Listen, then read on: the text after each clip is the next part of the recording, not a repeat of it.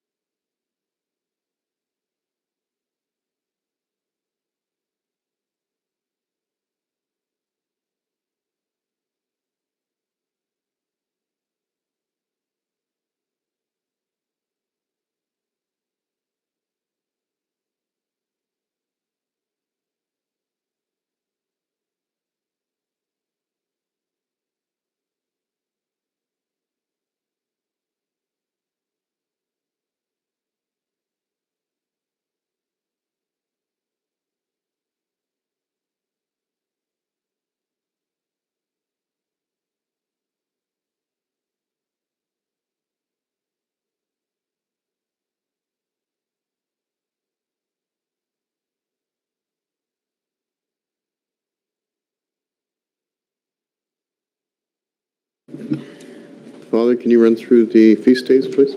Okay.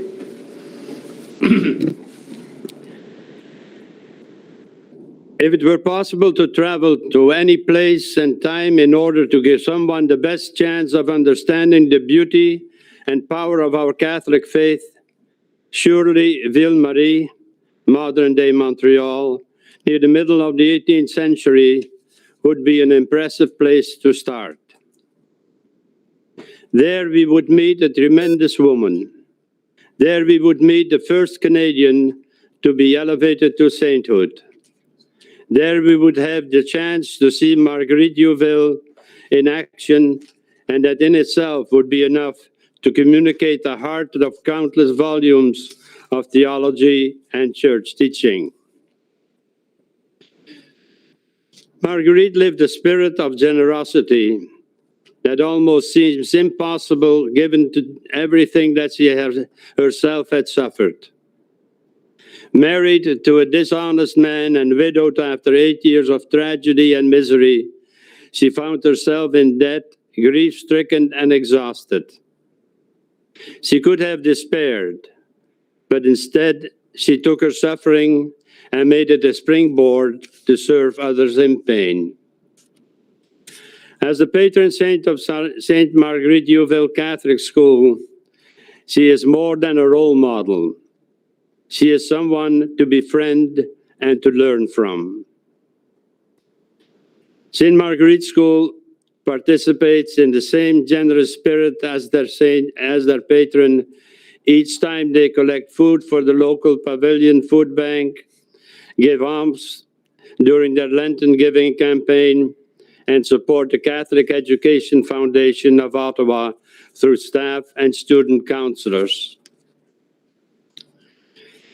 Marguerite became a mother to those living in the most desperate forms of human misery.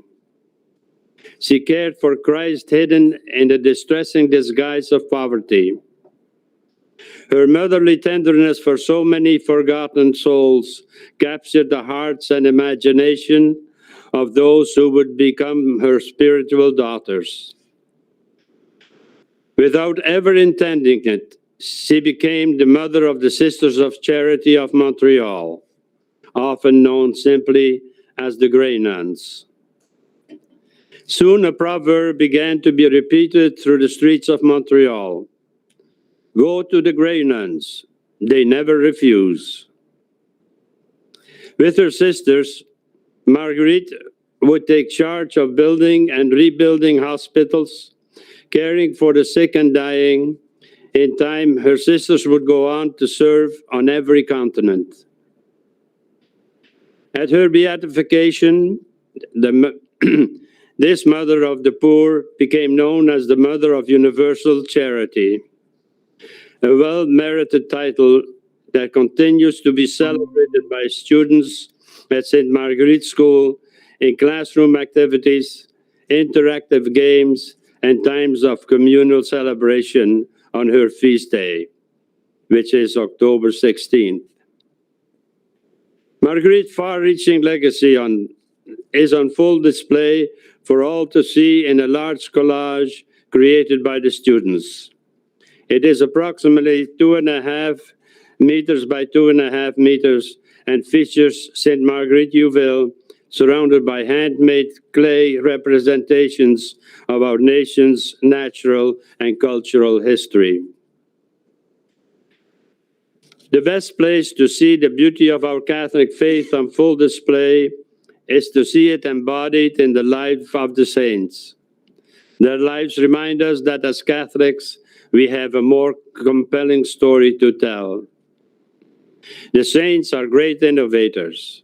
Their stories animate the riches and beauty of the Catholic world we inhabit, perhaps even better than ideas and explanations.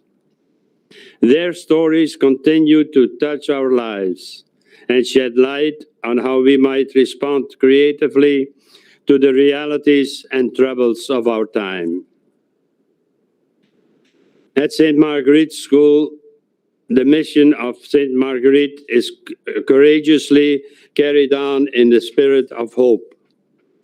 Whether it's exploring the work of the Mi'kmaq poet Rita Joe to advance the priority of truth and reconciliation, or partnering with students in Chugu Primary School in Kenya and Chalice, Canada, they share Marguerite's conviction that all the wealth in the world cannot be compared with the happiness of living together,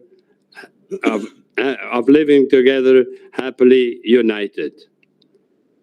St. Marguerite Youville, pray for us.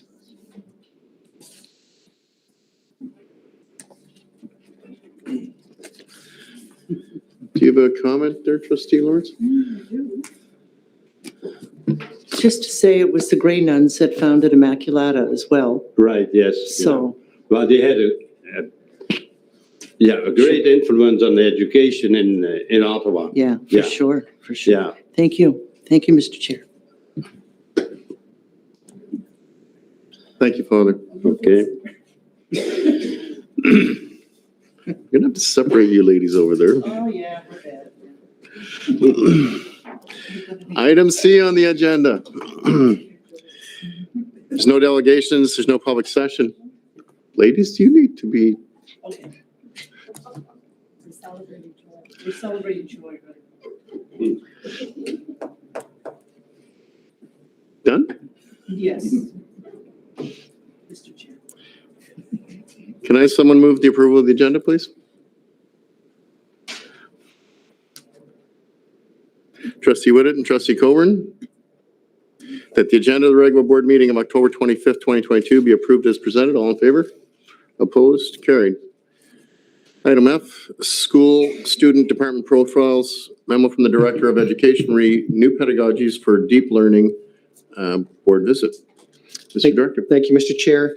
As the trustees are aware, our board is part of the deep learning, new pedagogies for deep learning network, which is now global. It involves 2,500 schools across 18 countries, and you'll see in the memo the list of the countries that are now participating. For the first time in over 2 years, we had the opportunity as the Canadian cluster of schools to gather in person. Our board was pleased to host the meetings that took place on October 3rd and 4th. I would like to point out that much of the organization was done by Superintendent Shelley Montgomery and her executive assistant, Vicki LaFontaine. We had over 140 guests that came to our board, and we had 16 schools that took part in visits. It was a really wonderful opportunity to celebrate the good work that's happening in our board. In addition to the Canadians that attended, we had visitors from I was going to say Newfoundland and Labrador, but they would be included in the Canadian group. We had visitors from Peru, Colombia, Mexico, and from California. And I'll just highlight a few of the activities that took place. Mr. Chair, maybe I'll just get you to take the mic off so we'll lose the echo. Thank you. As you are aware, deep learning is the teaching and learning framework for our entire district. Very quickly, in terms of our approach, you'll see here the global competencies, so also known as the 6 Cs, and we are asking all of our schools this year in their school improvement plans to pick at least one of the Cs for their entire school to focus on. So if you are visiting schools this year, you should be in a position where you can ask any staff member, any student, which competency they're working on, and we're hoping that the students can articulate or demonstrate that. Dr. Michael Fullen did come to Ottawa. It's the first board he's visited in over 2 years because of COVID. He's a bit of a rock star of education, for those of you that know Dr. Fullen.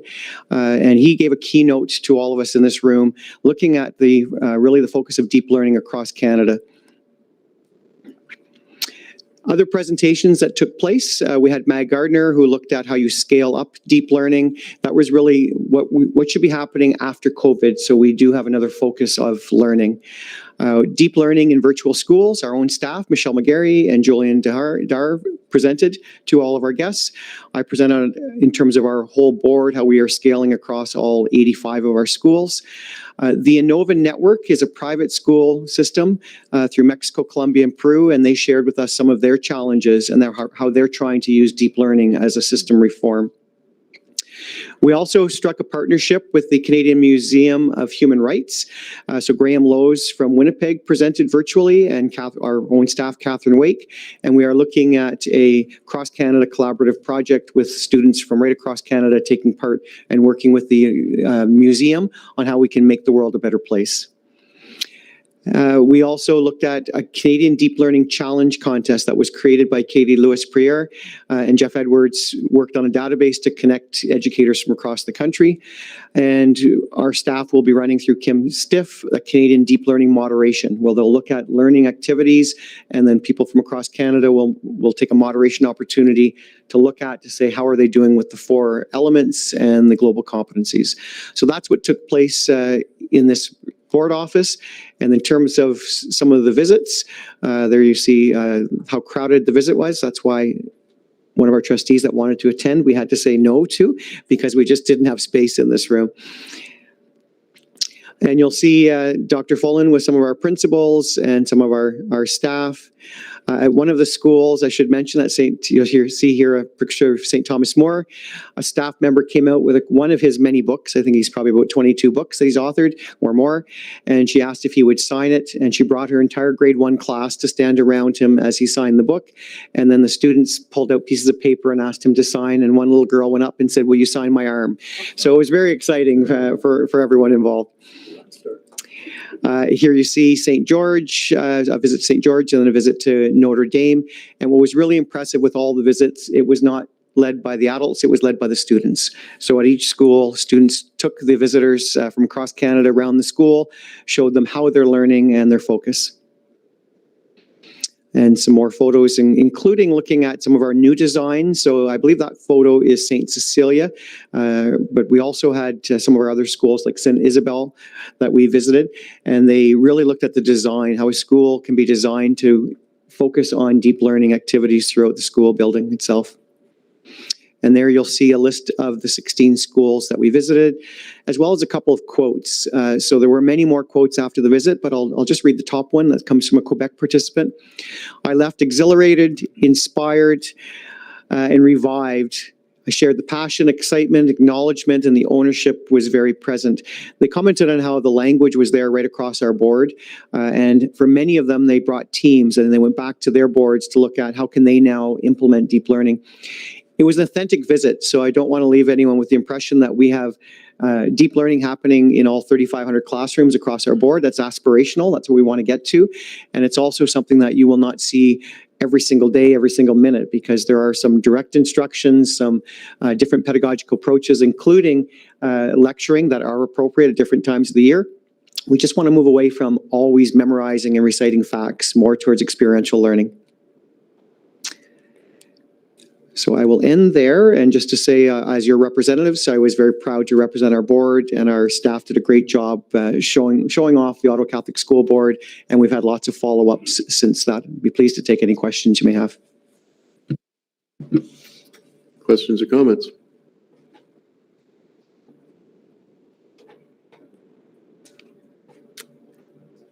Trustee Kemp? Through you, Mr. Chair. Tom, when you're talking about going into a school and applying one of the Cs, they're working on a C, is that one C in the whole school, or everybody picks a different C? Through you, Mr. Chair, we've asked every school to have a meeting with their staff and their students to look at what should be their focus. So in some schools, it's the entire school just focusing on, for example, collaboration. So throughout the year, they'll look at different learning activities and they will say, this is how we're improving our skill sets in collaboration. In other schools, it varies by panel, so they could have all the grade 1s working on a particular C. And to be fair to all of our school principals, for some of them, the rollout is just starting. So they are still looking at selection of a C during their November staff meeting, whereas others are continuing with some work they did last year. But they know our goal is to be able to walk in and ask anyone what the C is. Right now, that may not happen at every school. I visited a school this morning, and when I asked one of the staff members, they said they did start the discussions in their October staff meeting, and they have some competition because some want to work on critical thinking, others want to work on collaboration, and they will finalize it at their next staff meeting. Trustee Simpson? I was wondering if we have coaching going on for deep learning across the board.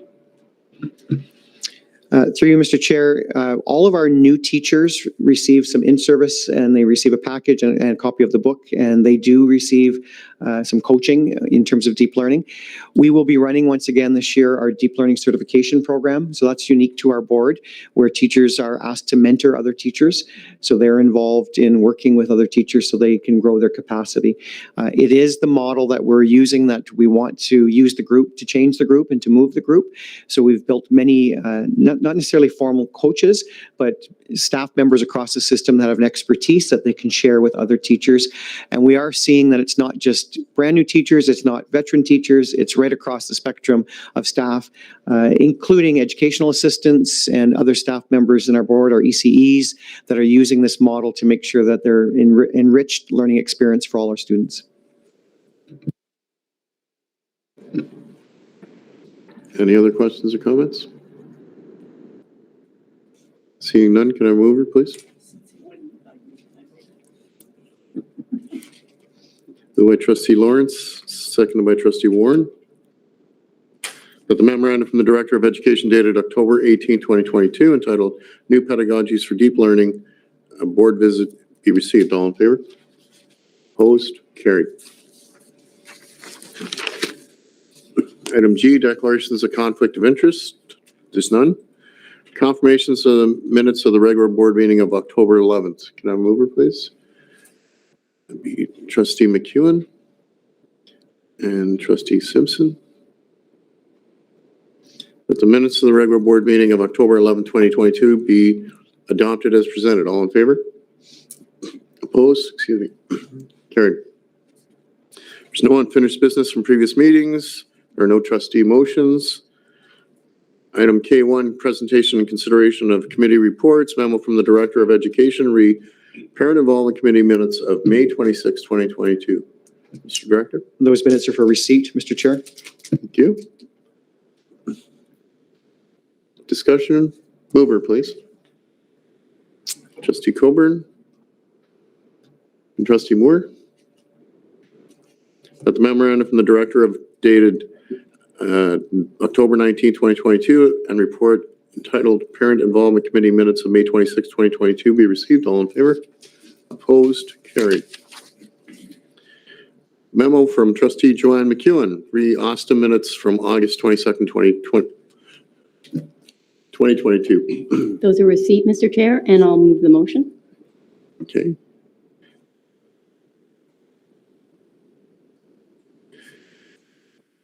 Can I have a seconder, please? Trustee DeKemp. That the memorandum from trustee Joanne McEwen dated October 19, 2022, entitled Austin Minutes for the regular session of meeting of August 22nd, 2022 be received. All in favor? Opposed? Carried. Item L1, presentation and consideration of staff or trustee reports. Memo from the superintendents of student success, elementary and intermediate and secondary. French teacher support and retention. Welcome Superintendent Kelly and Montgomery and Ms. Brambant and Boline. Welcome. Thank you, and through you, Mr. Chair. The OCSB recognizes the challenges associated with attracting and retaining specialty staff within our teaching ranks. This is a reality we deal with as we recruit French as second language teachers to our board. Our board approach reviews university research into language and literacy education that has identified factors that affect teacher retention. Assessing this information allows us to work proactively to address issues that challenge retention within the board. We are pleased to be joined this evening by Student Success Educational Consultants Amy Van Brabant, Sophie Bolin, and Principal Chantal Soucy, who will provide us with an overview of our French teacher support and retention strategies.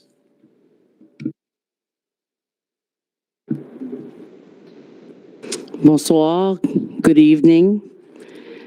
Thank you, Mr. Chair, for the opportunity to highlight OCSB's recruitment and retention strategies. Please change the slide.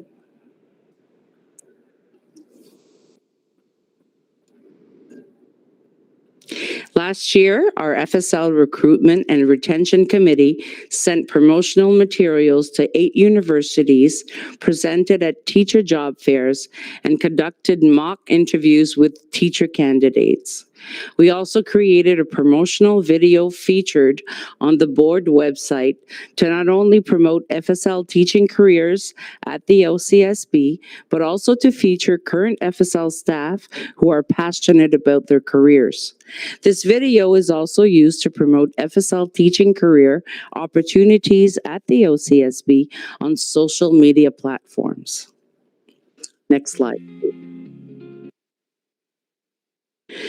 For the second year in a row, Queen's University, in partnership with Eastern Ontario Staff Development Network, is piloting a new Bachelor of Education degree for elementary French second language teachers. Interested students who already hold a bachelor's degree and speak French are eligible for this program. The OCSB currently has 4 FSL elementary teachers enroll in this great opportunity. These teachers are working towards earning their degree on select weekends once a month over a 2-year period. This year, Queen's University accepted 22 candidates. They will next year, they will offer spots to 60 new candidates. These spots will first be made available to school boards who are part of the Eastern Ontario Staff Development Network. Should additional spots remain, they will be opened up to other school boards in Ontario.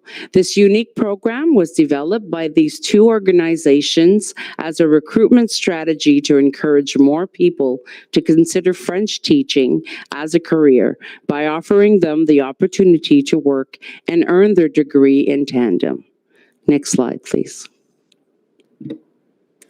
We have also established a partnership with the University of Ottawa's Faculty of Education to offer DELF corrector training spots to teacher candidates. This practice allows us to begin retention and recruitment of teacher candidates even before they are officially hired by our school board, as we are providing them with professional learning that is invaluable to the profession. This is mutually beneficial as it grows our roster of eligible correctors in the region. We also purchased school memberships for every school to Canadian Parents for French, providing our schools with multiple benefits, including virtual small group tutoring sessions and cultural activities. This partnership also provides us a platform to address teacher candidates who are employed by Canadian Parents for French from across Ontario, thus encouraging them to consider a career in FSL at the OCSB. Next slide. Last year, the OCSB was part of a pilot project led by the Ministry of Education of Ontario to recruit French teachers from abroad. The Ministry of Education collaborated with l'Université de Marseille in France. We interviewed 2 candidates from this institution. Both were successful in their interview, and one of them chose to work for our school board and presently works in one of our elementary schools. When asked why she chose the OCSB, she said, "The OCSB's website, social media, portrays a caring and innovative organization. I would like the opportunity to learn with you." She added that she appreciated our Catholic values and shared example of how she already demonstrated skills that supported our 3 strategic commitments. Through this process, we have learned that Immigration Canada will expedite work permits, processing francophones with an offer of employment in Canada. We hope that we will be able to participate in this project again this school year. Next slide, please.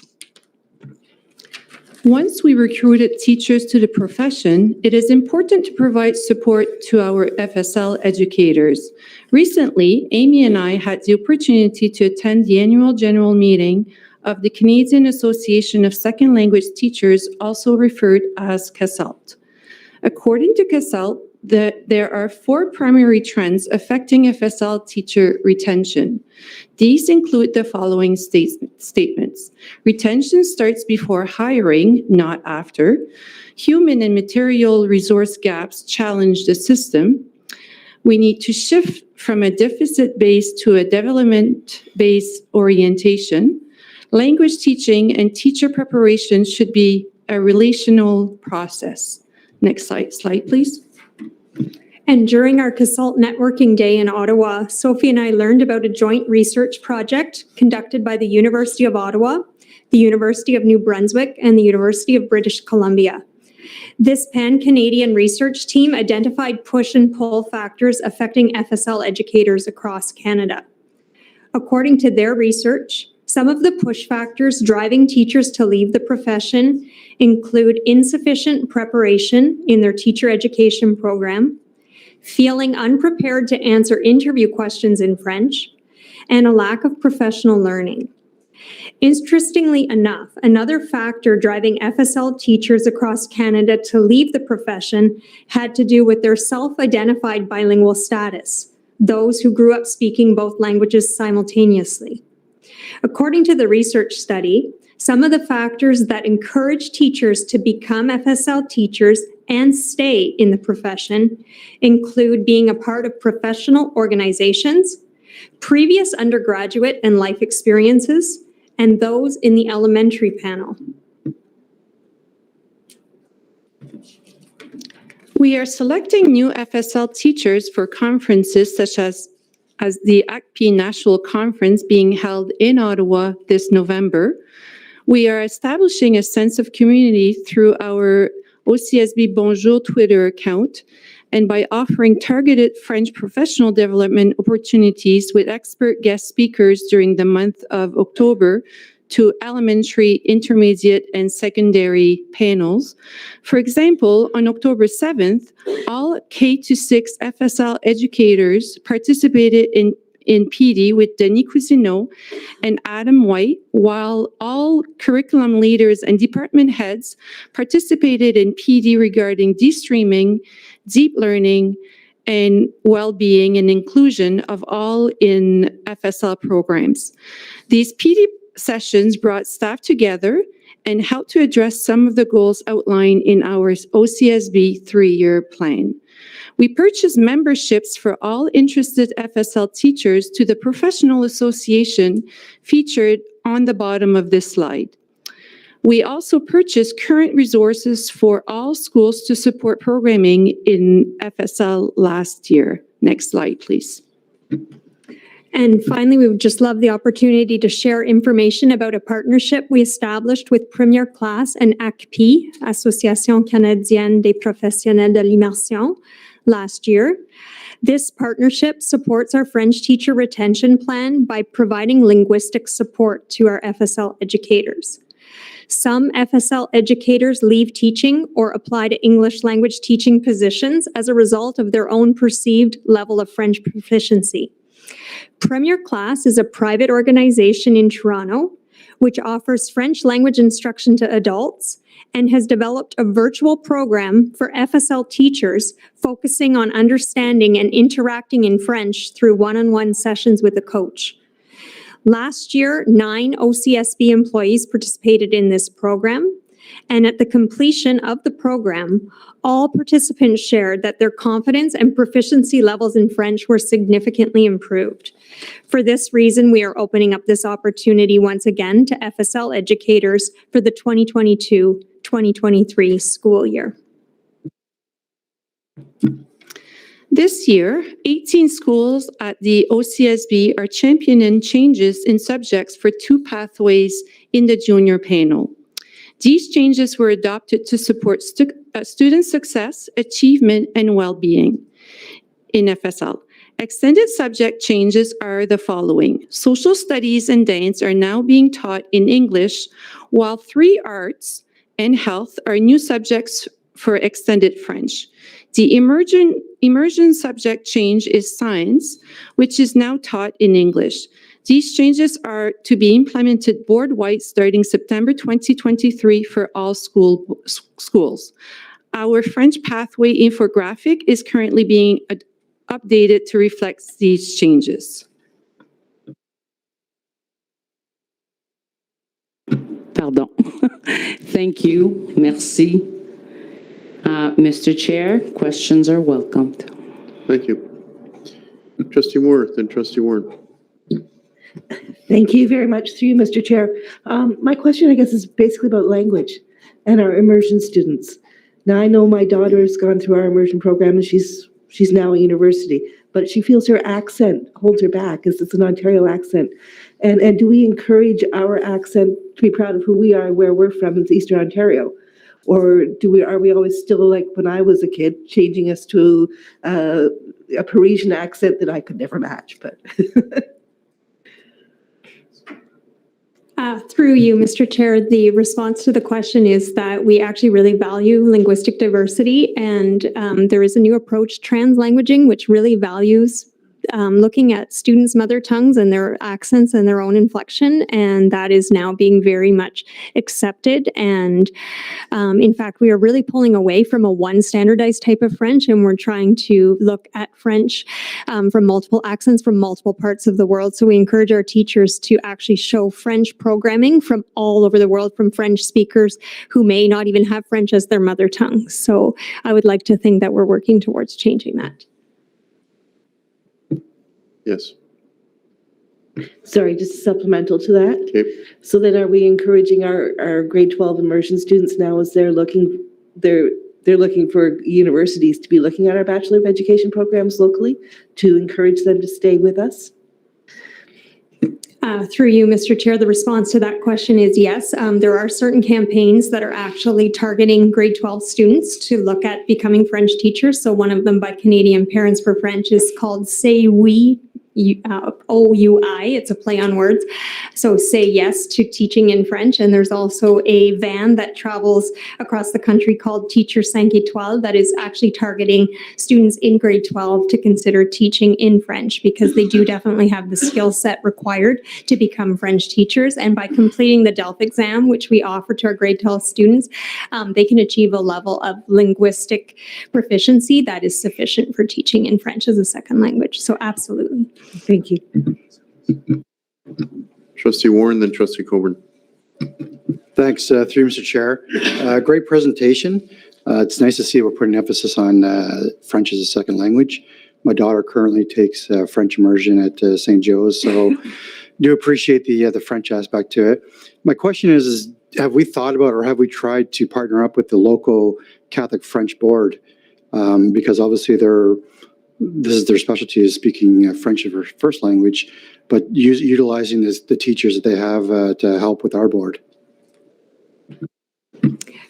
Through you, Mr. Chair, the response to that question would be that there are different needs if you're learning French as a second language versus French as a first language, but that's not to say we haven't worked with them, especially to establish some partnerships for apprenticeships. So we noticed that they were using La Cité Collégiale for apprenticeships. So we've started to reach out and make those same contacts that they've established. And also for some of our religion resources as well. Of course, they do need to get approved by the English bishops, but what we've noticed is that sometimes they can share with us some great content that would be applicable in our Catholic schools. Trustee Coburn. Thank you. Thank you for the presentation. So as a husband of a retired French teacher and the father of a French teacher in our board, something I guess that surprised me a little through the presentation, although it's probably restricted based on qualifications, is that we've reached out to France for French teachers, but we haven't reached out to a province that's right next door to us to look for French teachers. So I know that in this country, it's sometimes easier to do things internationally than it is cross-border, not just for teachers, but for other professionals. So maybe if you could speak to any initiatives you have with La Belle Province.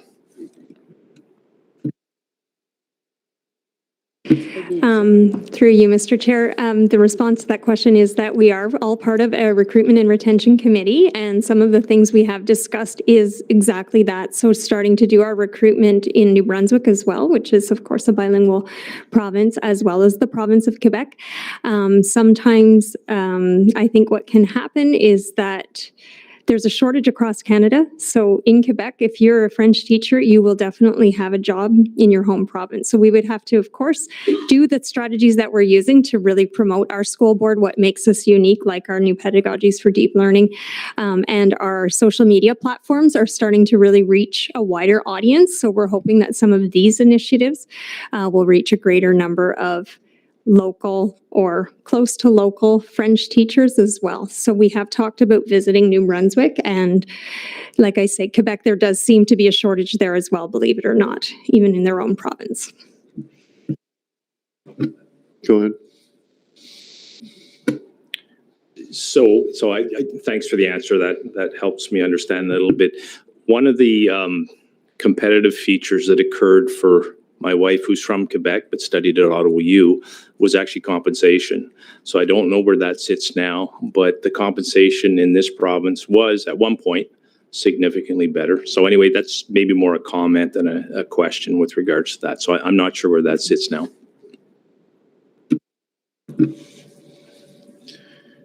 Is there any other questions or comments?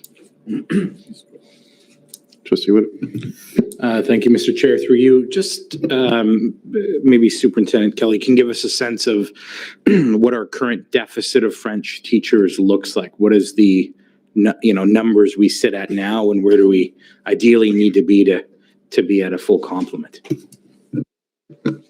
Through you, Mr. Chair, I don't have exact numbers for the trustee, but it is something where we are functioning. This isn't something where we've waited to the point where we're in a desperate state. We recognized our situation a while ago and have been doing some work towards this. So in most cases, we are able to find somebody who is able to fill in, even for a part-time basis until we can find somebody full-time, but we just don't have the grouping that we would like to have to choose from at this point.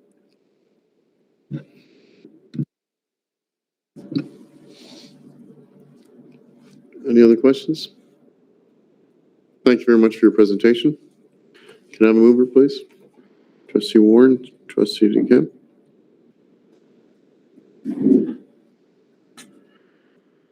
That the memorandum from the Superintendent of Student Success, Elementary and Intermediate Secondary, dated October 18, 2022, French teacher support and retention be received.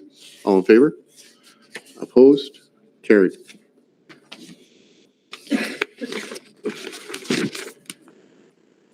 Item 2, memo from the Superintendent of Student Success, Intermediate Secondary, STEM, Professional Learning for Staff. Welcome back, Superintendent Kelly. Ms. Deal and Ms. Goche. Welcome.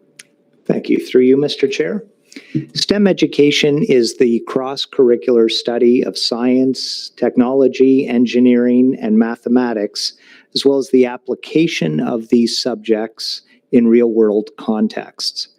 The Ministry of Education has identified STEM as a topic of professional learning for staff this year.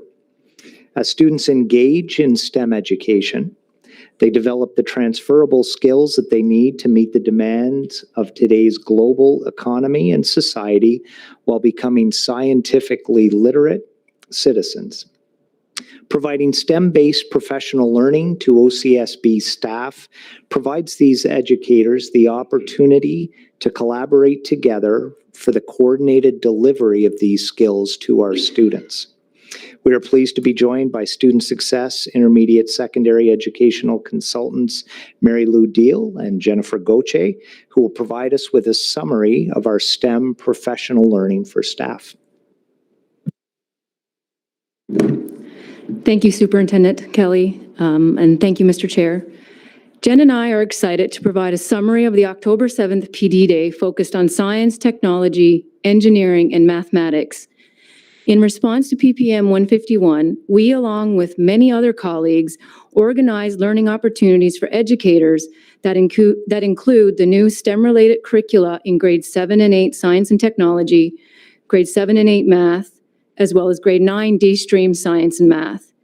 Additionally, there were connections to skilled trades and apprenticeships as part of the STEM-related learning.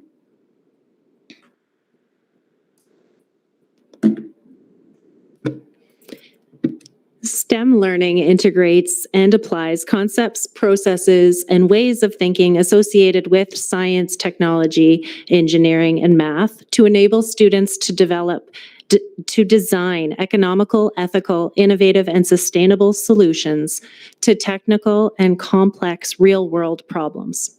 Implementation of STEM education provides opportunities to leverage digital, build community partnerships, explore innovative learning environments, and student-centered pedagogical practices. There were 2 different STEM learning opportunities for educators to participate in, the first being a full-day event at St. Paul High School for 7 to 10 STEM subject teachers. The second was a 1-hour cross-curricular STEM presentation at all our 7 to 12 schools. Resources for these PD offerings have been made available to all educators on the OCSB STEAM website.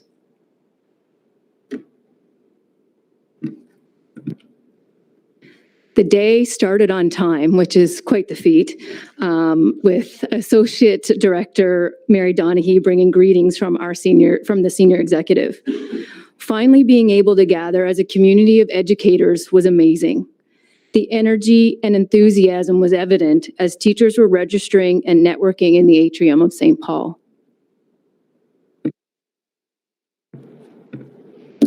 Throughout the day, educators could interact with a variety of different technologies from the OCSB Tech Trailer. The Tech Trailer is visiting schools west to east and engaging grade 10 careers classes. Students are given the opportunity to explore different technologies and post-secondary pathways, including apprenticeship. SHISM students at schools facilitate activities at the different stations, which include coding, laser cutting, virtual reality welding, 3D printing, and taking vitals.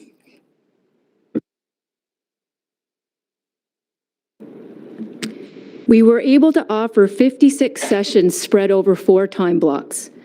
Teachers self-selected 3 sessions, with the 4th choice being a Domino's pizza lunch. There were session offerings that were very grade and or subject specific, as well as sessions that were general and applicable to all subjects. The 5th block of time was designated as subject-specific planning time, where educators were able to collaborate and discuss how they will include STEM in their everyday practice. Door prizes were distributed throughout the day, with a final draw of larger STEM-themed prizes occurring during the closing.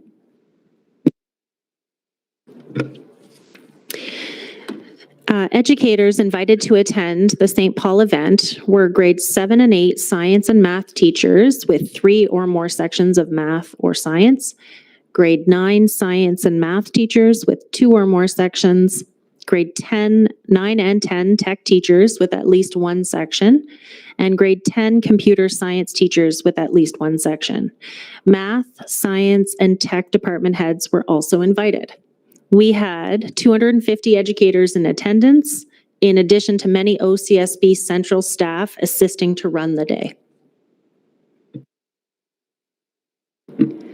26 OCSB teacher presenters volunteered to facilitate sessions that included resources and activities that can be used immediately in the classroom. Sessions included a wide range of topics, including Indigenous-based STEM learning, coding with Minecraft, Spheros, microbits, and Python, project-based learning through 3D printing, and virtual reality, to name a few. The feedback from the day was incredibly positive, with comments like, "Please do this again. Subject-specific PD is the most valuable." And "I have more confidence to try out new activities and technologies with students." 14 community-based partners listed on the slide presented 1 or more sessions ranging in topics that included hands-on activities, as well as highlighting different learning opportunities available outside of the school. Creating learning partnerships is an essential part of STEM and deep learning. Without these meaningful connections to the real world, making learning authentic is challenging. Whitebook, a local company based in Carp, provided door prizes and resources to facilitate the session. They continue to support professional development at the OCSB, especially supporting high-impact instructional practices like thinking classrooms. The second STEM learning opportunity was for grades 7 to 12 educators not attending the full-day event at St. Paul High School. They participated in a live stream presentation by Chris Woods, moderated by Netta Bernabo, our experiential learning consultant. Chris has taught math and science for over 20 years. In addition to his teaching duties in the classroom, Chris shares free STEM resources for teachers on his website, dailystem.com, and at dailystem on social media. And he is the host of the STEM Everyday podcast. He is the author of the book Daily STEM: How to Create a STEM Culture in Your Classroom and Communities, which describes why STEM is more than just science, technology, engineering, and math. During the live stream, Chris spoke about how STEM fits into every classroom and subject, and why we need to be incorporating it into our classrooms every day. He provided an overview of a multitude of resources available all around us, for example, at home, yard sales, the internet, and even in your community, to build confidence for educators to add STEM learning opportunities in their classrooms. 2 opportunities for participants to engage in a pre or post activity to supplement the Chris Woods keynote presentation were as follows. First, the Marshmallow Challenge, where participants worked collaboratively as part of a team to create the tallest marshmallow tower in 15 minutes. Spaghetti and marshmallow. Schools were sent a STEM challenge kit containing spaghetti, masking tape, string, and marshmallows. The second was time for staff to explore the OCSB STEAM website, and they do so in subject groupings, selecting one STEM-related lesson or activity to try within their classrooms. We're very pleased with how the day turned out, and thank you so much, Mr. Chair, for kindly allocating time for Mary Lou and I to share this information, and we'd be happy to field any questions you may have. Thank you very much for your presentation. Questions or comments? Trustee DeKemp. Through you, Mr. Chair. What does VR welding look like and teach? So we have the virtual reality headset, and through you, Mr. Chair, to answer Trustee DeKemp's question, we have the virtual reality headset, which you put on, and you see in front of you the simulation where you are holding the torch gun and actually welding a line. And so you have to stay on the line, and you're timed, and your performance is rated. So students have that sense of really performing and actually completing the cut along the line, and it doesn't require any dangerous tools in the process. Perfect, thank you. Trustee Moore. Well, I'll take that. I was pointing to Trustee Coburn, though. Trustee Coburn. Okay. Trustee Moore, then Trustee Coburn. Thank you, through you, Mr. Chair. I guess my question is about the Learning Commons and their role in this, because I know that's where often the 3D printers are housed, and the Learning Commons I don't know the name of the person who works in Learning Commons anymore, like used to be librarian, but that person actually does a lot of the teaching and training on how to use the different programs to make something in a 3D printer. So how does that work now using the 3D printer in a regular classroom? Through you, Mr. Chair. I know at the high school level, I can't speak to the elementary level, but at the high school level, it certainly was through the library technicians, where we would bring the different files and different things that we would have that students created and ask them to print the different thing, because it takes quite a bit of time actually with the 3D printing to do those things. Within the schools, because of activities and days like this where we're building those partnerships, there's way more capacity within the buildings where more and more people understand how the technology works, and then they're able to leverage that with their colleagues and the students to be able to bring the files forward for that facilitation. So they continue to be an integral part of being able to bring the 3D printing and the STEM-related activities to all students. Okay, so sorry, may I ask a supplement? Oh, thank you, Mr. Chair. So we only still have the 1 or 2 3D printers per school, or do we have larger sets for like our tech classes? Through you, Mr. Chair, it varies by school, but there's certainly, in many schools, there's more than the 1 or 2 that are in the Learning Commons. I know many of the tech courses have their own that are dedicated to the students in the tech courses. So there's definitely more than that single 3D printer available to students. Excellent, thank you. Trustee Coburn. Through you, Mr. Chair, thank you for the presentation. So my question is, it looks like it was excellent. It looks like teachers were enthusiastic about it. My question is really to the student level. So some of these topics we've seen in the past that students are reluctant to take. We've seen certain sectors of students reluctant to take. So are we seeing that still, or are we seeing these taken up, I would suggest, more comfortably by students and or staff within our board? Through you, Mr. Chair.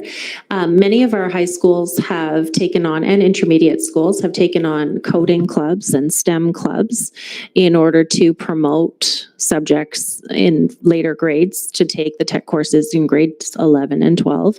And with these clubs, they have the opportunity to really self-advocate for what is it that they are interested in post-secondary or even just within their own group to share the knowledge and bring this into classrooms. So we have partnerships with STEM clubs working with grade 7 students, and we have partnerships with STEM clubs outside with third-party organizations as well as mentors. It ties in nicely as well with some of our other initiatives like the SEP, Student Entrepreneurship Program, where these clubs are designing with a purpose. So we look at SDGs and trying to incorporate some charitable work into learning STEM. And while our numbers, I don't have the actual numbers on hand, I do see that there is a lot of motivation for women, girls getting into STEM related courses. And we've really been fostering that in our department as well, providing opportunities for different groups to really see themselves as scientists, as engineers, as mathematicians, etc. See you. Through you, Mr. Chair. I see a lot of people asking questions about like how this is applying at the school level. So I guess I'll give the student perspective on that. So at my school, Holy Trinity, I think at least like we have a lot of people in the healthcare schism, and there's a lot of interest in that. I think like probably like 1 in 3 of all my friends are in the healthcare schism, and we are seeing a lot of increase in people going into the sciences. And I think the work you're doing is really important because it's, you know, it's showing a lot of people that they can do this, because I feel like as soon as people see a lot of math and everything, they're like, oh, I can't do this, but it's bringing a lot of interest into that. And speaking about the 3D printers, actually last year we did like CO2 car racing. So you put a CO2 canister in a 3D printed car, and then you see how fast it'd go. Mine did not do well. It was a great learning opportunity, and yes, they do take a lot to they do take a lot of time to print, but all the stuff that you're doing is really being applied in school, so you're doing a great job. Yeah, thanks. Okay, so I have a question for you. Do you remember the industrial arts program in the dark ages when I went to school? We used to get bused from St. Mark's on Canterbury Avenue downtown to St. Pat's to do industrial arts once a week for 2 hours. And it introduced kids to electricity, woodworking, and there was a third, metalwork.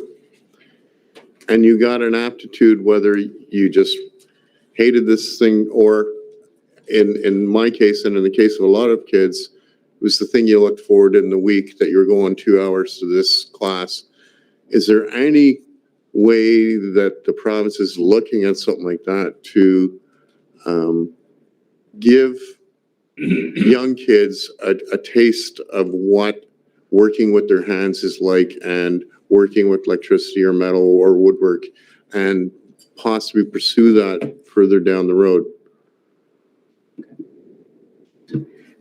Through you, Mr. Chair, I think an answer to your question comes to the tech trailer that is now within our board that's moving from west to east, because that is exactly what it's attempting to do, is to provide students an opportunity to get at least a little bit of an experience with all kinds of different jobs that they probably had never considered before because they couldn't physically do it. The idea of the virtual reality welding isn't something that anybody would necessarily have thought to try, and then perhaps that's something that you'd be interested in.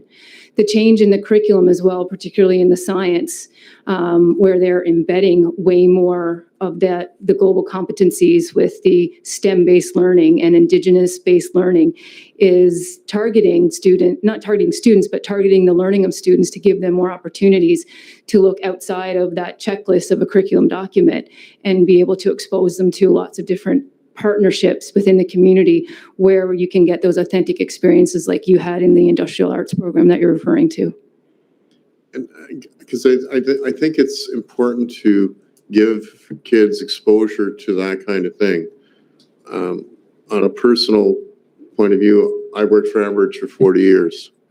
I have a pipeline license and a fitter's license. And these are things that just open all sorts of fields, and they're very good paying jobs. I don't do either one, but that experience made me go further into managing projects, having the background. So it doesn't close off avenues, it opens avenues and gets you to opens more opportunities for different people. So I think I'm a very strong believer in trades, and there's very well-paying jobs out there. And I said this at this table many years ago, that the average age of a plumber was 68 years old. That's 20 years ago. So kids aren't going into the trades, but they need to. So we need to offer those opportunities. Thank you. Any other questions? Trustee Simpson. Through you, Mr. Chair. First of all, I want to compliment you on the structure of your STEM PD day that you have. You got a lot of collaboration, choice, subject specific, time to explore websites, all things that teachers really crave on a PA day.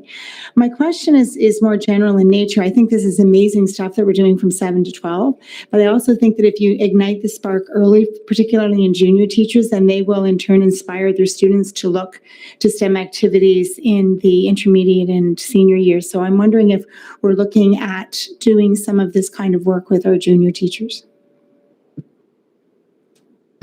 Through you, Mr. Chair. With regards to the ministry expectation, the intermediate secondary department addressed this at this particular PD day, and I know that Superintendent Montgomery will have a activity planned in the spring for our elementary as well. So there's certainly the intention of building that interest and that capacity at elementary at the same time. Is there any other questions or comments? Sure. Through you, Mr. Chair. Sia provided a in-person perspective earlier, and I just wanted to provide like a virtual perspective. Teachers have had to get creative with what we do, and I just wanted to say that it is paying off. Like I've noticed that we're like using Minecraft. We were like exploring the inside of a cell the other day, and even today, this morning, we were a medical toxicologist trying to figure out who poisoned the CIA agent. So I just wanted to say it was super interesting, and I can like definitely sense that students are more interested in this, and I just want to say thank you. Any other questions or comments? You've stimulated a lot of discussion. Thank you very much for your presentation. Can I have a mover, please? Trustee McEwen and Trustee Whitted. That the memorandum from the Superintendent of Student Success Intermediate Secondary dated October 18th, 2022, STEM Professional Learning for Staff be received. All in favor? Opposed? Carried. Item 3, memo from the Superintendent of Learning Technologies, recoding across the curriculum. Welcome, Superintendent Edwards, Ms. Builder, Mr. Ho, and Mr. Kopp. Welcome. Through you, Mr. Chair. Good evening. It is my pleasure to bring you this presentation regarding coding across the curriculum. Our school board has long recognized the importance of innovation, and we understand that the tech landscape requires that we are current with the needs of post-secondary program and employment opportunities for which coding and robotics are key. I am pleased to introduce Heather Builder, Learning Technologies Consultant, Tony Ho, Elementary Student Success Consultant, and Rob Kopp, Intermediate Secondary Student Success Coordinator. I would like to thank them for their time and their commitment to this interdepartmental focus.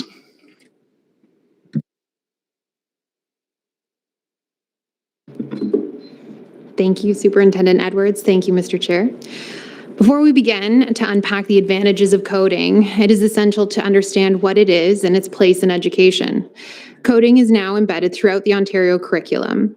This aspect of STEM is a means of communicating with computers. It allows users to tell a computer what actions to take.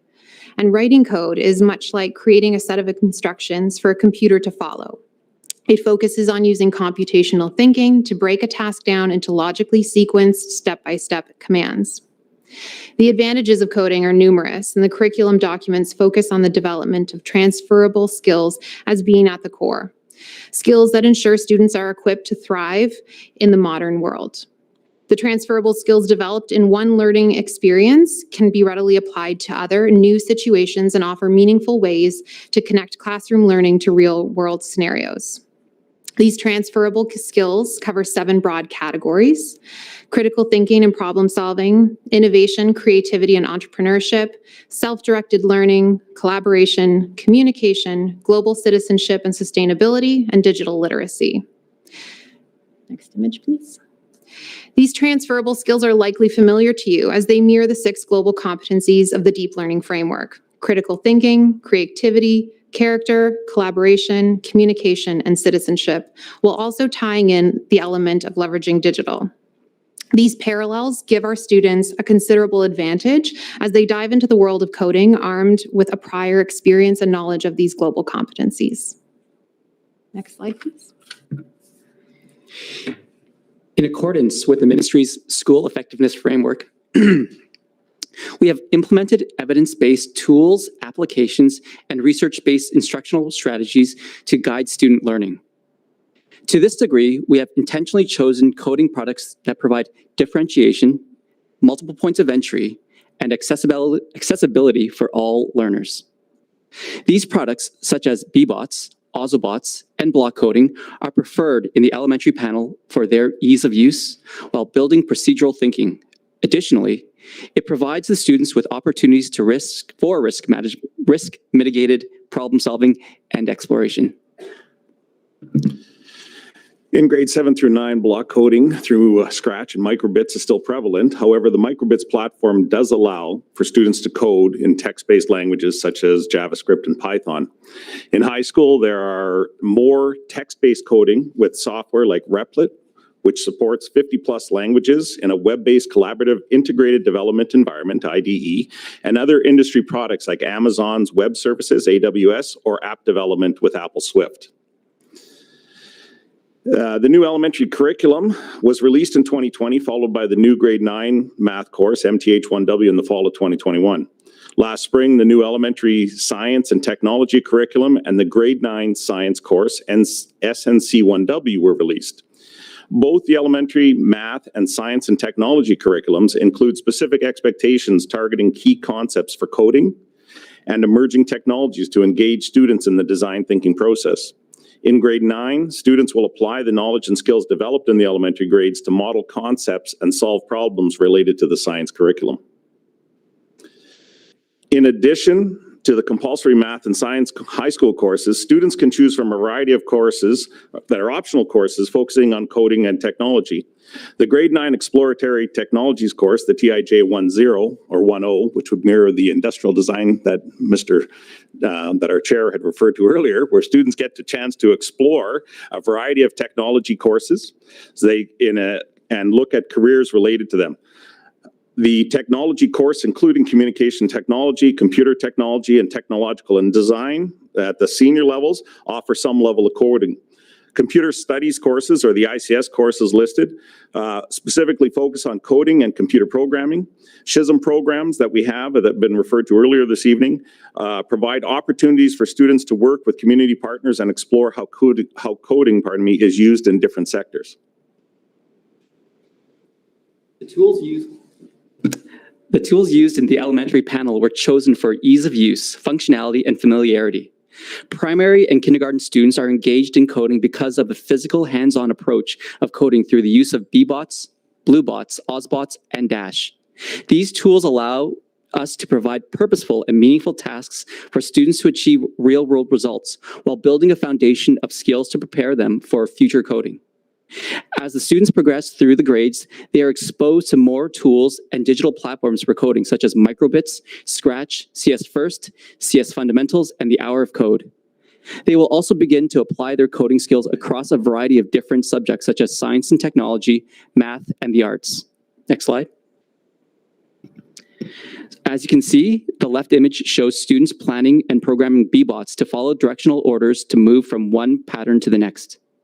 Elementary student success runs in-person and virtual coding workshops to facilitate student and teacher learning, as shown in the middle picture. While the picture on the right shows students applying their coding skills in Scratch to make their own animations and games. Next slide. The tactile, hands-on coding activities where students interact with a variety of objects are very engaging for the students. There are a number of accessories that work well with the microbits, some of which are pictured here. On the left, students are programming the Kate car, which can be used to, excuse me, trace out a particular shape or follow a specific path throughout the classroom. On the right, the climate action kit can be coded to perform a variety of actions, including measuring moisture levels and automatically watering plants. While coding is explicitly included in the specialized high school courses previously mentioned, the science and technology and math curriculum, its learning can be readily utilized in other courses. As a classroom teacher, I had the opportunity to see this firsthand in my grade 10 religion and civics and careers course. Students in the courses were asked to use the design thinking process to respond to a civic issue through a Catholic lens. The group of students in this photograph sought to improve the experience of all students in our school community. Through partnerships with the Education for Community Living and Inclusion classes at our school, the students were able to ask direct questions to teachers, students, and interpreters to better understand the common accessibility challenges faced by this group on a daily basis. They used this newly acquired learning, their prior knowledge of coding, and the global competencies and transferable skills to collaboratively explore the innovative solutions to this challenge. In the end, they produced files using Tinkercad that allowed them to 3D print unified English Braille signs for the entire school. I'm happy to report that this project did not conclude with the end of our course or the school year, and this group of students are still working towards the refinement of their designs and planning to move forward with CNC production for school-wide distribution with the support of their their library technician. Their passion for this topic, in combination with the global competencies and access to coding and 3D printing, created a long-lasting learning experience that will stay with them for a lifetime. While not all of our students will go on to pursue careers in computer sciences, the learning and skills developed through coding will undoubtedly serve them well with whatever career path they choose. Thank you. We would be pleased to take any questions.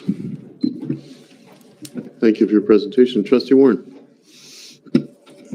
Thanks, through you, Mr. Chair. It's more a comment than a question.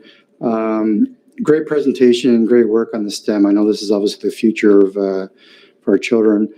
My daughter, she didn't know what she wanted to do for university. Last year, she took her first programming course in JavaScripting, and she also took computer engineering. And now she's completely geeked out, and she won't stop doing programming, and she wants to do computer science in university.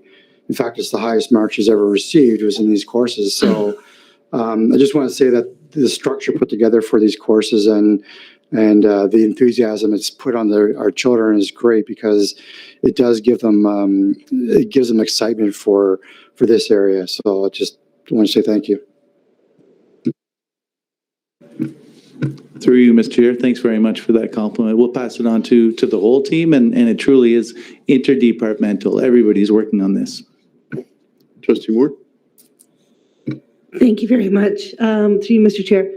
My comment's going to ask, my husband's a programmer. You're in six figures at one of the large companies here in the West End. And trained as an engineer and does the CAD system, does all that sort of stuff. So I'm fairly confident I understand a bit of technology. I've had a 3D printer built in my basement, that sort of stuff. But I'm wondering how you're leveraging the community partners. because we have great tech companies.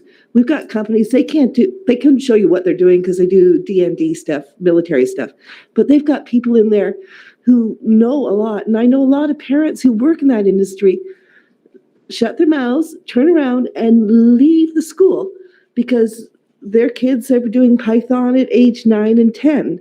And you've got them bored silly trying to put little bots and play Scratch. And I'm just wondering what you're doing to leverage these wonderful community partners we have got here in Ottawa. Because we are blessed. Most communities don't have this. Through you, Mr. Chair. We appreciate that many of the students coming up now have these skills, and which is why we've chosen products like microbits intentionally, because microbits allow for the block coding, which for students that have never done any coding, they can engage in the activity. At the same time, students that have more advanced skills or feel more comfortable with the coding could be working on similar activities using similar devices, but doing the text-based coding, which is more advanced. So that is one of the reasons we've chosen particular products to try and engage all students at the level that they're at. As far as engaging community partners, we will always welcome community partners. You can see from the STEM presentation that we had, we try to engage these partners and introduce them to the teachers in the classroom and in the school so that we can make those connections and build those partnerships. So it's an ongoing process, and you're right, we should be tapping into the community in our West End a little bit more deeply. We do with many of our technology courses themselves, because this is sort of a new piece to the elementary math and science curriculum. We'll need to work on shifting that focus down into the elementary grades as we continue to promote the coding and STEM skills. I can't wait to be taking that big yellow bus full of elementary kids to go and see the carless driver, the driverless car in the West End driving around there. They would love that. Trustee Simpson. I do want to compliment you. I actually understood the presentation, and coding is something that scared the life out of me as a teacher. I too have a granddaughter who's already coding in grade 2 very impressively, which is scary to me. What I would like to ask you, though, is we do such amazing things in the school board with just this thing. And I don't think our parents always understand that this is the level of expertise that we have in our school board that we're developing in our children. So what are we doing to celebrate all these wonderful things so that our parent community understands what great things are happening in the schools? Through you, Mr. Chair, forgot. Through you, Mr. Chair. I think a lot of things have been put on hold over the last couple of years of our ability to promote much of these activities. We're hoping through, parent nights and engagement activities where the schools host themselves, they will be showcasing these activities as they relate to, as mentioned earlier tonight, deep learning and the entire presence of what's happening in our schools. It's not just isolated classes of curriculum sitting down, where students are making connections, working with community partners, and we hope to be able to showcase that as we get back to normal, I guess. Through you, Mr. Chair, if I could just add to that, there will be more opportunities. Schools will frequently do open houses and offer opportunities for parents to come in, which is something that has been missing for quite a while. We also have regular features in the CSPA newsletter, so we're grateful for that partnership. They're very active, and they do call upon learning technologies and the other departments to do presentations, virtual, hybrid, all of those things, and we're always open to those opportunities, because you're right. I've often said that this is an advantage of our school board, and it's marketable. Is there any other questions or comments? Seeing none, thanks very much for your presentation. Can I have a mover, please? Trustee DeCamp. Trustee Whitted. That the memorandum from the Superintendent of Learning Technologies dated October 19th, 2022, entitled Coding Across the Curriculum, be received. All in favor? Opposed? Carried. Item 4, memo from the Superintendent of Special Education and Student Services professional learning opportunities for educators. Welcome, Superintendent Benton and Dr. Bolduc. Good evening, Mr. Chair.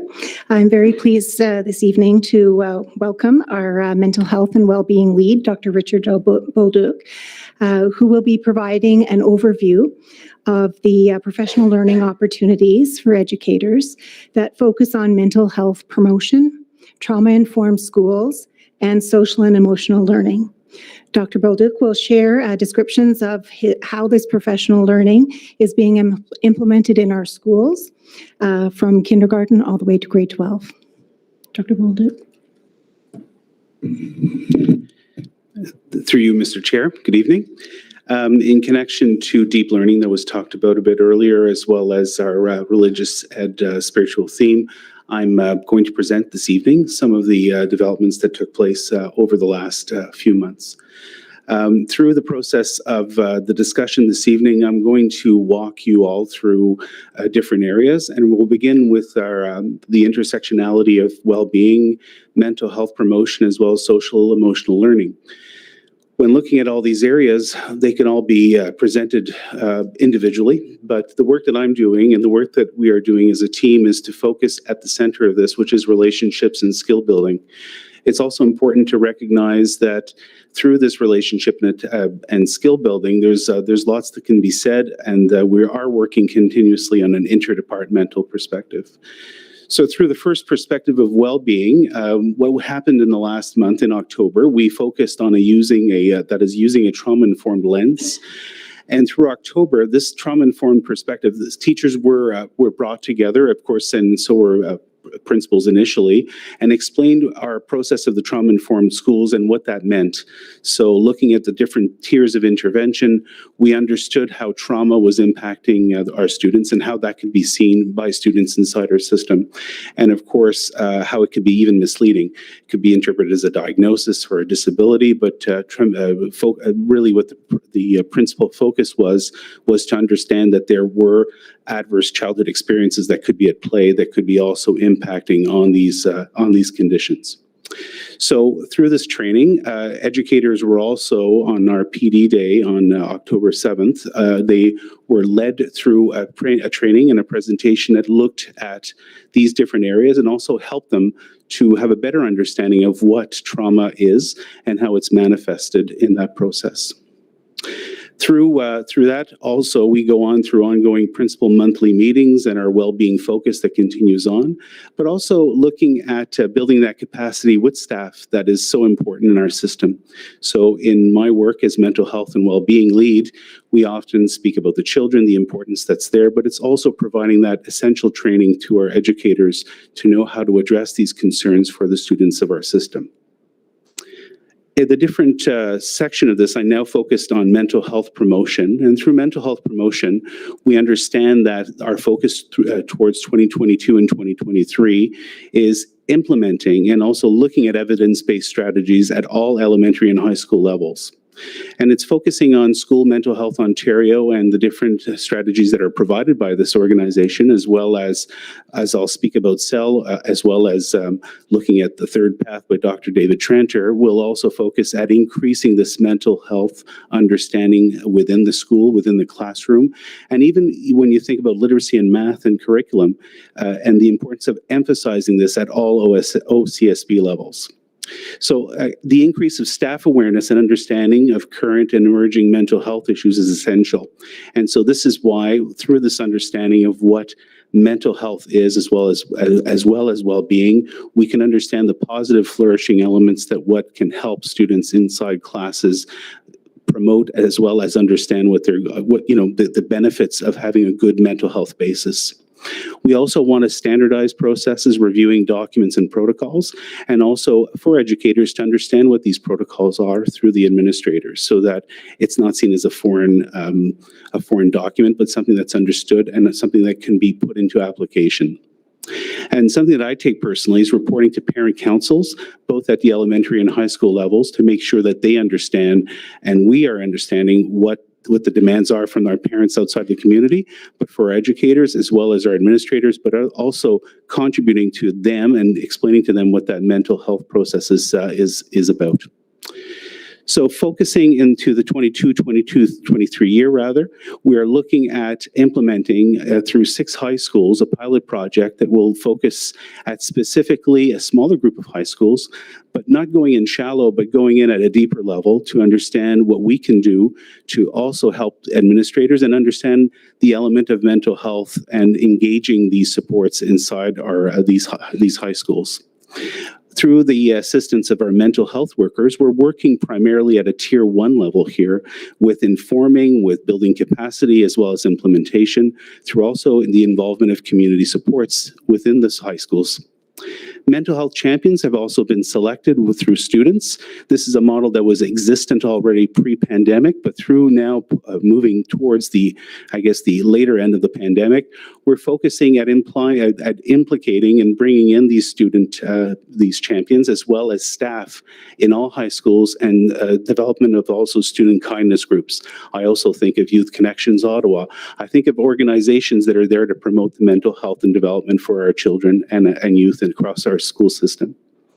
We're also looking through mental health and well-being to embed in schools and culture the impacting feedback and of course, passing that information along through our feeder schools at the elementary level, but also having that conversation that takes place not only through these 6 high schools that have been selected, but also through other high schools that will contribute. So it's a wonderful way to really get the word across to all our high schools in the system through the great things that are happening in a select focus group. So getting through the promotion at the elementary level, we also know that there's ongoing social and emotional learning that's taking place. And this has been there since the beginning, the last 2-3 years. But we're seeing an upsurge of different strategies that are being put out there across the system. And I think of different kits that were put out by School Mental Health Ontario looking at and improving upon, in fact, the first 10 days, start well, listen, believing to act. And I've named a few here, but just to show the fact that there are several wellness elements that have really been implemented within the renewed School Mental Health Ontario packages that are there, as well as the virtual tours, but also looking at what we can implement specifically within schools to meet the needs at the elementary level. So mental health workers are present at the tier 1 and tier 2 level, and also work collaboratively with educators to have a better understanding of what it is that they can do, as well as what we can do together to promote these mental health strategies. And finally, through social emotional learning inside the last circle, I think of what we're having and what we're putting out across the system, such as what the wonderful strategies by School Mental Health Ontario, but also looking at, in fact, assistive technology mentors that are there that have compiled resources to assist teachers and support them requiring the use of assistive technology and curriculum and demonstrate that learning in that process.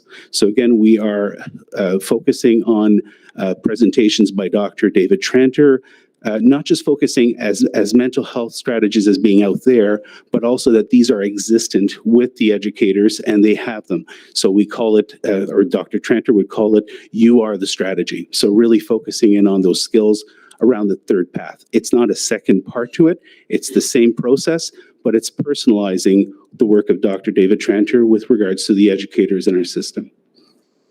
And then we have more professional learning going on. Of course, we have charting a pathway through challenging behaviors, the paradigm shift that's presented by our ABA team that will focus on these challenging behaviors and providing strategies, of course, at that third tier level for our most needy students that require that help. Finally, through resource networking, I see the use of our pyramid that we've developed over the years, looking at the 3 tiers of development, looking at the 3 tiers through the first one being for all, second being for some, and the third being for our most vulnerable students across the system. So with this resource networking, administrators and new resource teachers, inclusion resource teachers, and special education system class teachers have also been exposed to this new process and being new to the system and learning along the way from the experience of others. So this concludes my presentation. If you have any questions, I'd be happy to take them through you, Mr. Chair. Thank you very much for your presentation. Questions or comments? Trustee Simpson. Well, first of all, wow and wow. Coming from an accredited mental health center, and all of this weaves in perfectly with all of the things that we were trying to accomplish there. I'm very impressed with all of the trauma-informed work you're doing and informing teachers about the adversary childhood experiences scale and all of those things so they have a greater understanding of the kids that they're working with. My question surrounds the level of support that we're needing to give students as we're becoming better informed about all of the difficulties that they're encountering. And I'm hoping when it comes, and this could be a controversial thing that I'm saying, but I'm hoping when it comes to budget time, that you will come to us with some real asks about how we can better support the work that's being done in the schools, because I do worry about staff wellness.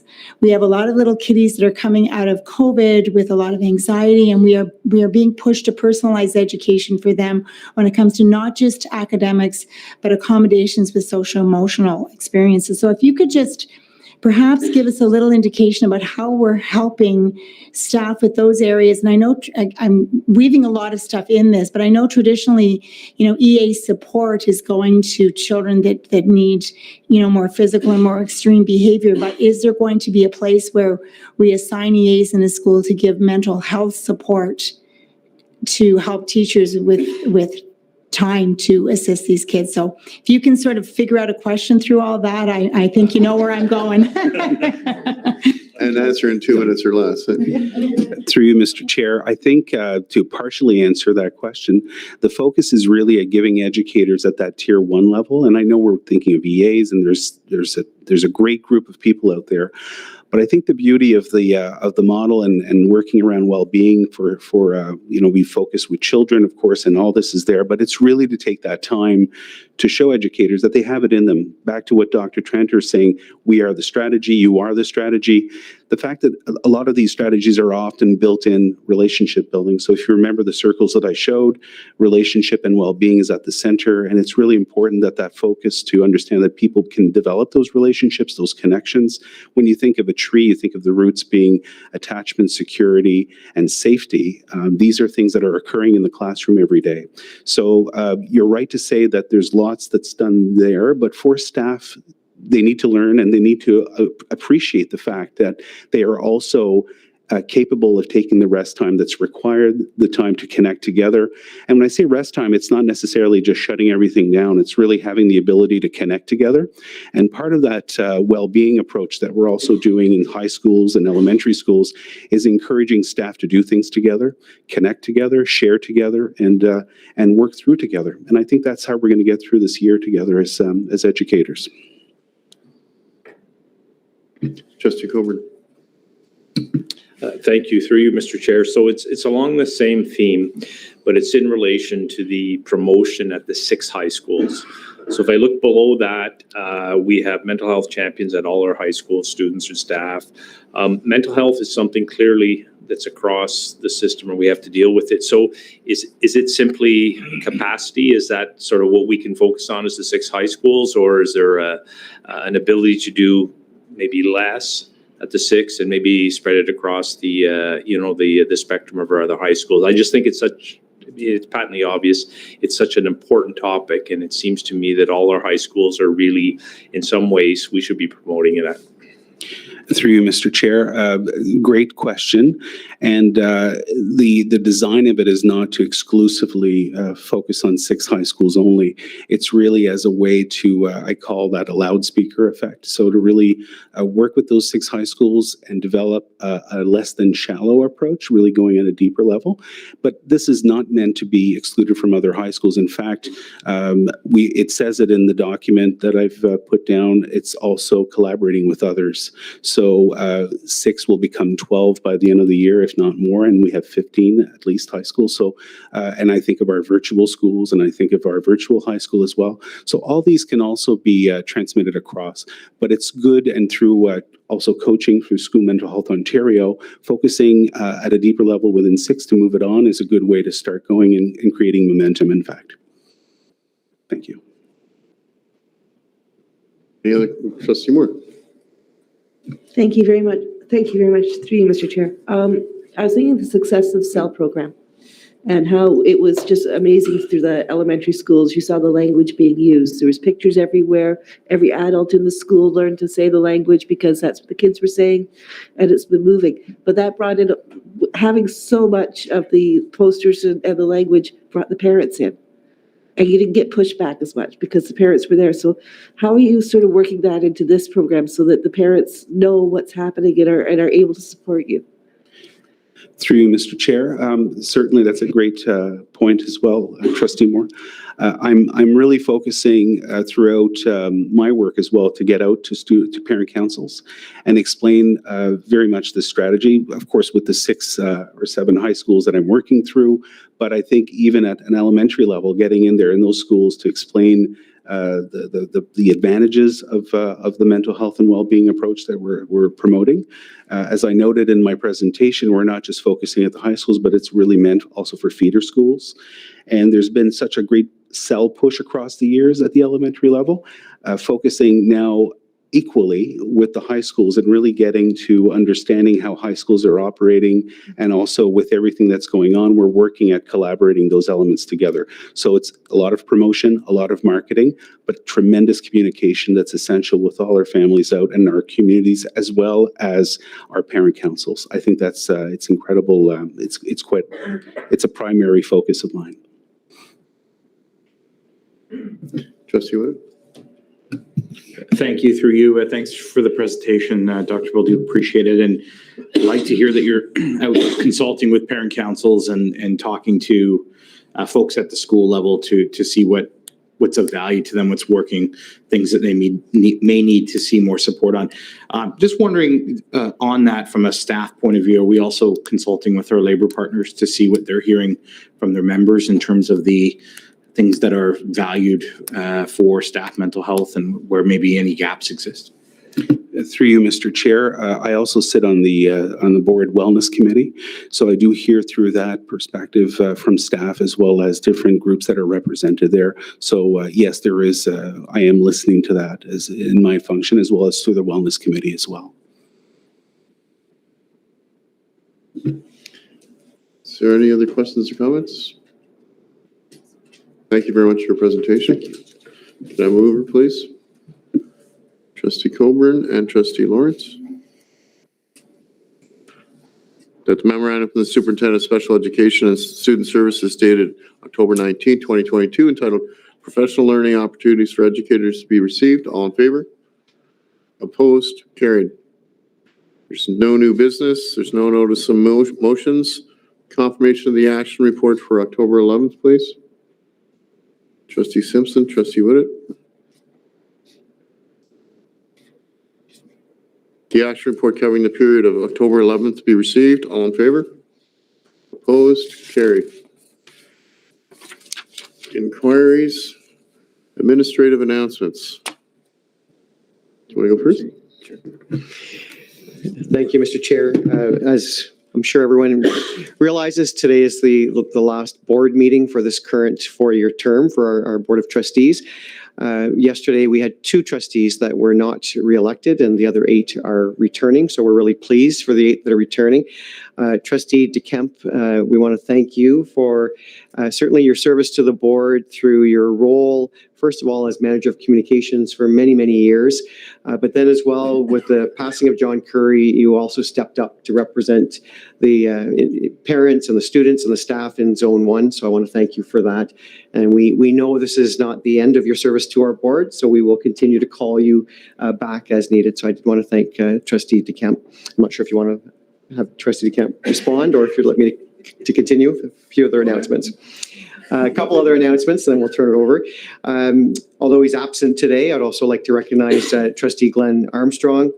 Over the 4 years, he certainly shared his passion and his vision and his personal views, and we wish him well as he moves on to pursue some other interests. 2 additional admin announcements next week on November 1st. That will be a meeting of the trustee as an organizational committee meeting to prepare for our inaugural meeting and the committee structure. So you'll be receiving the agenda shortly. And on November 2nd, you'll receive, if you haven't already, an invitation to the board retirement celebration, which we have not had in 2 years. So we're looking forward to that event. That's the end of my admin announcements.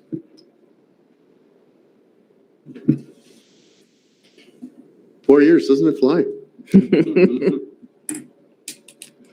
I wanted to say thank you. I said it in the in-camera meeting a couple of weeks ago that it's my honor to sit here as chair for the last 4 years, and I am very proud to sit in this chair.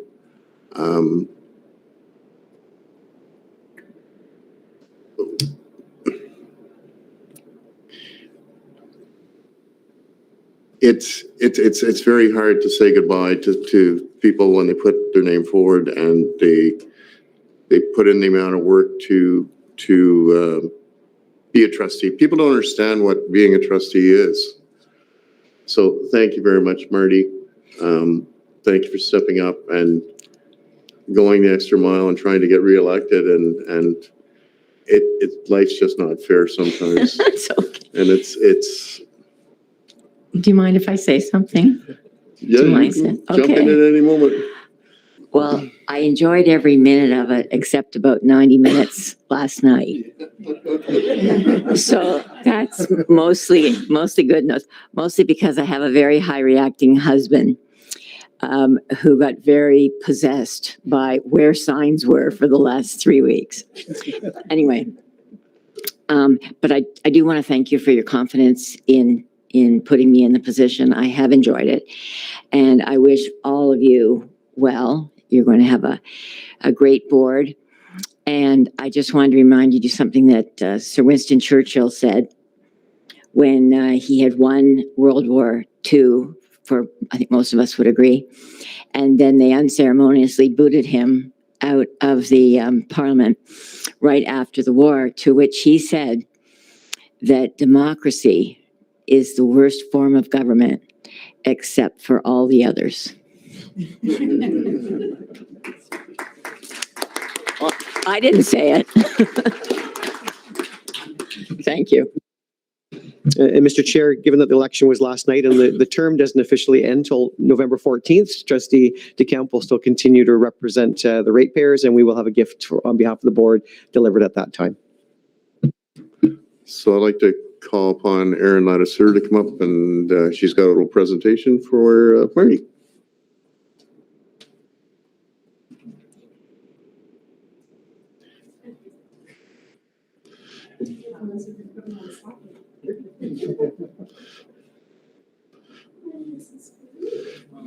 Thank you.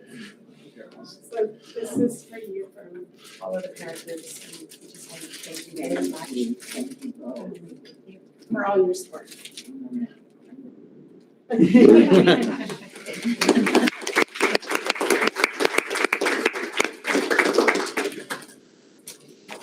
So seeing this is the last meeting of the term, thank you everybody for participating. It's been eventful. 2 years of COVID and every meeting saying, can't wait to get back to the boardroom, and we finally did. It is much easier to run the meeting here where we can talk to each other before and after and kid on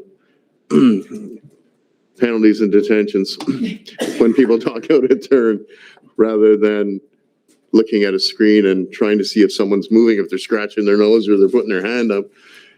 And of course, during the term, we hired this gentleman to the right of me, and I think he's doing a great job and certainly made our job much easier. So thank you, Tom. And at that, I would ask for a mover for adjournment, please. Trustee DeCamp. And Trustee McEwen. For the last time, the regular board meeting of October 25th, 2022 be adjourned at 8:43 p.m. All in favor? Opposed? Carried.